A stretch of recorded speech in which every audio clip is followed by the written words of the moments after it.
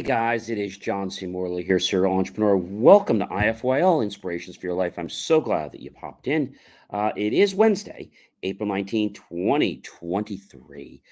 If you are new and you're watching us, well, then go to your smartphone, launch the camera app, line it up to the QR code, touch the yellow lips, and you'll get my link tree. Also, check out the brand new addition to the link tree, which is Genuine Food Reviews channel, which is absolutely amazing. You definitely want to check that out. I just reviewed Mr. Beast Burger just the other day. You're definitely going to want to check that out. It's really cool. I evaluate the restaurants based on presentation, taste, atmosphere, and service. And so I want to thank you for popping in. And you know how we do this? We start on a Saturday and we roll all the way through the week to a Friday. If you're listening to us, well, you can just go to believemeachieve.com to get to that same link tree. Thank you so much, friends, colleagues, and associates for supporting me. I really appreciate you. And I appreciate you if you're watching us on the replay, 1 a.m., 1 p.m., 2 a.m., 2 p.m., 3 a.m., 3 p.m., 4 a.m., 4 p.m., 6 a.m., 6 p.m., 12 midnight, 12 noon, whatever time you're watching us. Thank you so much for making IFYL Inspirations for Your Life a daily part of your life. I really do appreciate that very, very much. And I know you're definitely going to enjoy tonight. All right. So let's talk about our master topic, shall we? Here it is, everyone. You're waiting for it. Our master topic for tonight is Essential Principles for Interacting with People, Series 2, Show 16, Episode 5. So Series 2 means we're in our second year. We're on our show number 16, ladies and gentlemen, episode number 5. And I got to tell you, I am really pleased. You know why I'm pleased? Because tomorrow, when this episode goes into podcast format, we're going to be at 598 episodes. That's incredible. That means by like Saturday, we're going to be at our 600th episode. That's epic. And we're keeping the content, here so we can deliver great stuff to you guys. So tonight, I want to talk to you about essential principles, okay, for interacting with people. And we're basing this a lot off the Dale Carnegie because he has some amazing things to share with us. So first thing is, start with questions to which the other person will answer yes. What do I mean by that? So if you're having a conversation, it's always good to get them to say yes. Maybe they have their dinner and they're eating it well. Are you enjoying your dinner? Yes. Maybe that they're enjoying their wine. Do you like your wine? Yes. Or maybe you're at a networking event. You can start off, if they're passionate about their job. Do you like your job? Yes, I do. Do you like your car? Yes, I do. Do you like the food tonight? Yes, I do. So when you get people into a systematic habit of saying yes, it's like the wheels of resistance, they, let's say, slow down the wheels of resistance. And it's pretty amazing how this happens. It's the pattern of yeses, right? But this obviously makes things easy. And it allows people around you to connect with you, but most importantly, how to win people to your way of thinking. This is really important. So let the other person do a great deal of the talking. We've talked about this before, no pun intended. Let them do the talking.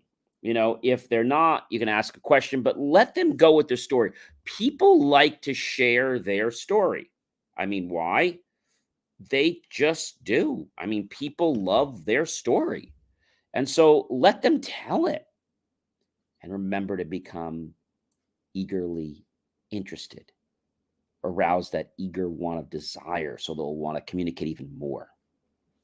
Like, they're on this trip, when we were just on our jet skis and all of a sudden we get out there and there's this shark. What? There's a shark. And the shark is like swimming around us and we're all petrified. And so to make matters worse, I started noticing that the gauge on the jet ski was like less than half empty. So they always tell you when you're around sharks, not to excite them. So the shark was right near us, and literally, I just kind of went a little bit to the side and just changed my demeanor and wasn't excited and wasn't anxious. And I just went a little ways, and then suddenly the shark decided to go the other way. That's pretty impressive, isn't it? Let the other person feel the idea is his or hers. Maybe you give somebody a great idea, okay?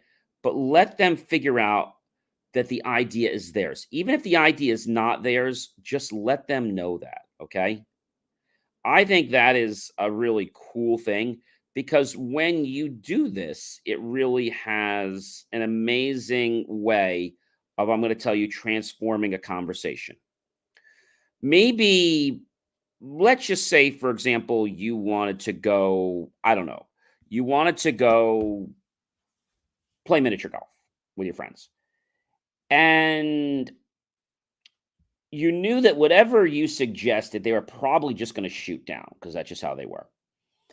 And so you had the clue of miniature golf. And so when they're thinking a little bit, you're saying, okay, um, yeah, and miniature golf, yeah, that's a great idea you had. And then kind of like go back so it makes it think it like it's their idea. That's really cool. And it's extremely, extremely powerful, ladies and gentlemen. I mean, really, really powerful. So, so powerful, ladies and gentlemen. You ever done that before? How to make someone think the thought was theirs. That's really what it's coming down to. You want people to get on board with your idea, okay? But it can be a little challenging, okay? It can be a little challenging. So you have to give them the idea. And then once you have the idea, it's like praise them for thinking about it. Praise them for thinking about it, right?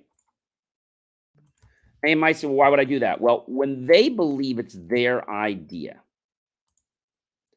they're going to be a lot more on board with it. So, how do we get people to think it's their idea? This is Dale Carnegie's 16th principle for winning friends and influencing people. Um, when you do this, the idea will stick with the person and he or she will take more away from the idea since they believe it's theirs. You can keep your voice level and do not use any kind of condescending tones. Stay neutral will really work well. Do not tell, ask. By asking your coworker questions instead of telling them, they're going to be more apt to listening to you, bonding with you, and working with you, right? There is something called the sandwich technique: positive, negative, positive. What the heck is that, John? Focus on something your coworker achieved that was positive. Then ask what they may have done differently or wish to change it. Lastly, finish up with another positive attribute.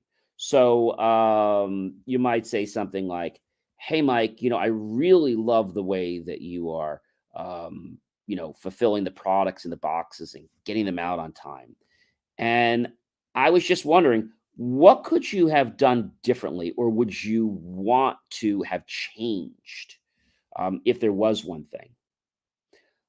I think I needed to spend more time pre-assembling, so I didn't have to go back and move things to different lines at the last minute.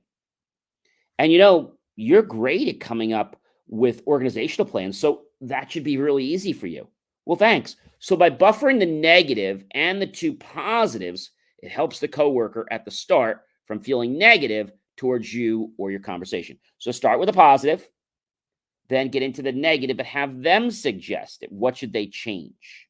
Okay. That's really, really important. And then always end up, ladies and gentlemen, on a positive note. End up on a positive note.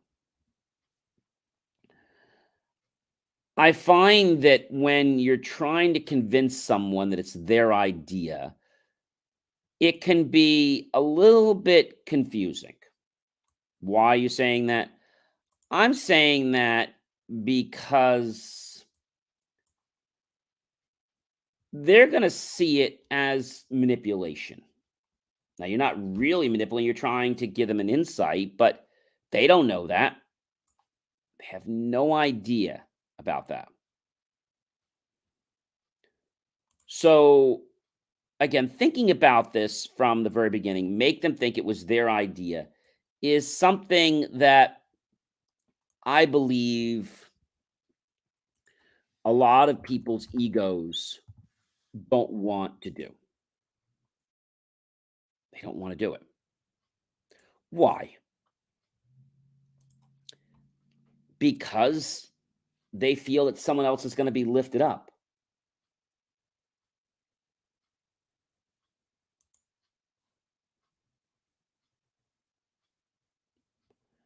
That's pretty cool. I mean, that is really, really cool, ladies and gentlemen. I mean, so, so cool. But a lot of people that you talk to don't necessarily agree with this, right?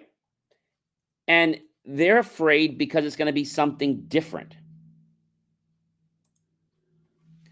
So persuasion is about asking great questions. Persuasion is really getting other people to come to the same conclusion and think it's their idea. Maybe you might ask them a question like, maybe you want to go golfing. So, Mike, what other activities are there to do? Outside. What's close to our home? What's near a pizza place? So now you're making them think. They're like, let's see, the bowling alley. Oh, that's indoors. What's outdoors that we could play? On a team, we could have fun. Maybe there's some different colored balls that are involved. Oh, mini golf. Yeah, I got it. That's a great idea that I had. Yes, it is. Playing mini golf, Michael, is a really great idea. I wish I would have thought of it. Yeah, but I did. So you see how I did that? That's a really clever tactic. It's absolutely it's ingenious. It is ingenious. All right. Try honestly to see things from the other person's point of view. We talked about this before. And before we said something about, putting on someone else's shoes. What we're really saying is see the world through their lenses, through their glasses. Okay? Try honestly to do that. Be sympathetic with the other person's ideas and desires. Be sympathetic with their ideas and desires. That's pretty cool. What does that mean? What does that really mean, John? Let's think about that for a moment. Well, why don't we ask Merriam Webster? Sympathetic, and I quote, it's an adjective existing or operating through affinity, interdependence, or mutual association, appropriate to one's mood, inclinations, or disposition, marked by kindly or pleased appreciation, given to, marked by, or arising from sympathy, compassion, friendliness, and sensitivity to others' emotions, favorably inclined, approving, showing empathy, arousing sympathy or compassion, of or relating to the sympathetic nervous system, mediated by or acted on the sympathetic nerves, relating to musical tones produced by sympathetic vibration or to strings so tuned as to sound by sympathetic vibration. So you might be saying, "Hey, John, what the heck is that about? What is a sympathetic vibration?" And that sounds like that's taking this to a whole different level. What is a sympathetic vibration in music? What is that? We call it a sympathetic resonance. It's a type of harmonic phenomenon where a passive string or vibratory body responds to external vibrations to the harmonic likeliness. Um, like if we use a tuning fork, right? And we demonstrate with two similarity tune forks, and we hit one, hit the other, and they both resonate exactly with the same sympathetic resonance. Okay. Not the meaning we're talking about, but when we're talking about sympathy, we're more talking about operating through affinity, interdependence, mutual association, and being understanding of someone's moods, inclinations, or dispositions, right? That's what empathy is about. And the tactic is to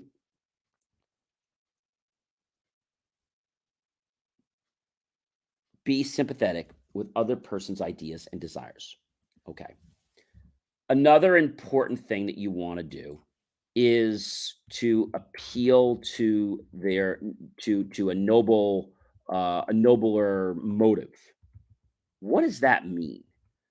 So a nobler motive is something a lot of people do when they want to get inspired. It selects goals that are, let's say, based in the highest moral principles. Okay. The more detailed the goal is, the better. If you're vague, well, then the goal's not going to happen. So when we're nobler, we're doing what's best in our view of morality. So that's pretty cool if you have to ask me. That is a really cool thing. Um, dramatize your ideas. So if you just talk about the fact that, maybe you're convincing somebody that you want to go, I don't know, ballooning, instead of saying, well, we could go ballooning. We can grab lunch, we can go up on the balloon, we can sightsee, and it'll be really cool. Or as opposed to, we can go down to Clinton, New Jersey. We can have lunch, and we can look at the different balloons taken off, and anticipating getting in them. And then after we finish lunch, we can go out there to the balloon, step in it, really feel it. And then the moment that they take the sandbags and toss them off, and we just kind of float into the air. I think that's going to be amazing. That's going to be cool. Have you guys ever gone to a balloon before? I have. It's amazing. And then when we come back, we can have dessert. That sounds really cool. Or better yet, we can ask the balloon company that when we land, we can have them have dessert for us right when we land. That would be really cool. A throwdown challenge. So you've heard this a lot. What is a throwdown challenge? You maybe heard this a lot online with Bobby Flay and stuff like that. So a throwdown challenge is something that you do. It's something new. It can be difficult, and it requires a lot of effort, a lot of determination. And so let's say we're going to do a throwdown for making, I don't know, a throwdown for making the best brownies. So we're all working furiously to get the best brownies, and then we bake them and we present them to the judges and they eat them. And so that's a throwdown. Somebody's going to win, somebody's going to lose. And that's a great way to get people inspired. We've learned a lot tonight. Start with questions, which the other person will answer yes. Let the other person do a great deal of the talking. Let the other person feel the idea is his or hers. And you do that by asking questions that's going to jog their brain to things that they're going to answer. And you know what they're probably going to answer. And if they don't, then you can refine the question. No, like next to the pizza place, there might be something we can do. Or something closer to home than going all the way down to the bowling alley. Like you can do things like that. And they're still going to think it's their idea. That's the real cool thing, because you're like, well, that's a great idea. You're going to immediately praise them for that. Try honestly to see things from the other person's point of view. Just put on their shoes for a little while, put on their glasses, if, proverbially. See the world from their lens. Be sympathetic with the other person's ideas and desires and appeal to the nobler motives. Dramatize your ideas and a throwdown challenge. I got to tell you, ladies and gentlemen, making a choice to, connect with people, it's not easy. Essential principles for interacting with people. It's not overrated, but it's something that you've got to put time and effort in.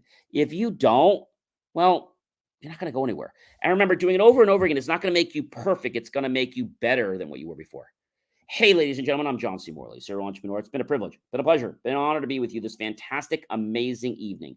I hope you will like, love, and support the channel. Definitely comment below, tag your friends, colleagues, and associates. Share this out with everyone you know on social media. Go to my YouTube channel, John Space C Space MORLEY Space Serial Entrepreneur. Look for that key phrase to help keep our content free. Make the choice, ladies and gentlemen, to buy my team and I a cup of coffee, a bowl of fruit, or a delicious dessert plate. Either way, we'll be grateful with those pennies and dollars. We'll invest into new hardware, new technology, new equipment, new software, even new facilities to give you the most jaw-dropping motivational content to inspire you to become an even better version of yourself. I hope you guys have a great rest of your night. See you guys tomorrow, and we'll talk more about this. We still have 2 nights, and I've got so much more to share with you.